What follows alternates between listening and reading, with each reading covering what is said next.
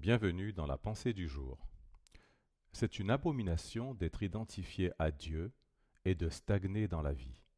C'est une abomination d'être connecté à Dieu et d'être inutile sur la terre. Apocalypse chapitre 4 verset 1 déclare: Après cela, je regardai et voici qu'une porte était ouverte dans le ciel.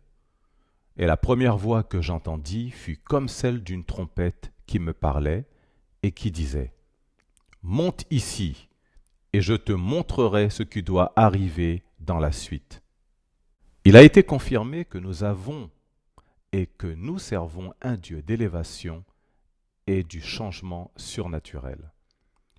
Il est naturel pour Dieu d'élever et de déplacer les vies et les destinées vers des niveaux plus élevés. C'est le caractère et la nature de Dieu d'élever et de déplacer son peuple vers de plus hauts sommets. Il est ravi lorsque son peuple est élevé et progresse dans la vie. C'est pourquoi il fait passer ses enfants d'un niveau ou d'un degré d'élévation à un autre, déclare Psaume 84, verset 7. Il fait passer son peuple d'un niveau de gloire à un autre. Romains chapitre 1, verset 17, Proverbes chapitre 4, verset 18 et 2 Corinthiens chapitre 3, verset 18. Il y a un changement, une élévation, un déplacement ou une transformation qui se produit chaque fois que nous nous identifions à Dieu. Bien-aimés, c'est une abomination d'être identifié à Dieu et de stagner dans la vie.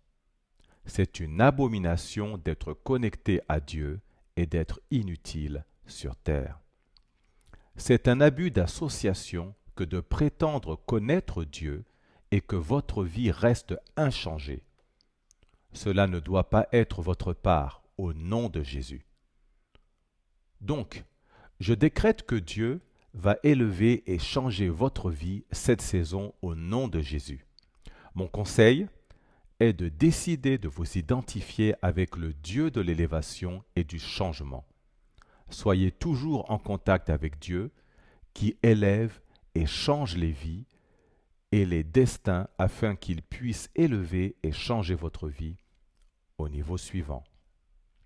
Rappelez-vous de ceci: c'est une abomination d'être identifié à Dieu et de stagner dans la vie. C'est une abomination d'être connecté à Dieu et d'être inutile sur terre.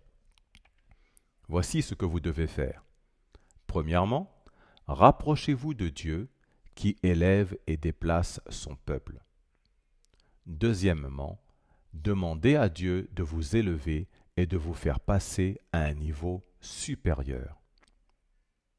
Prions. Seigneur, je te demande d'élever et de faire passer ma vie et ma destinée au niveau supérieur.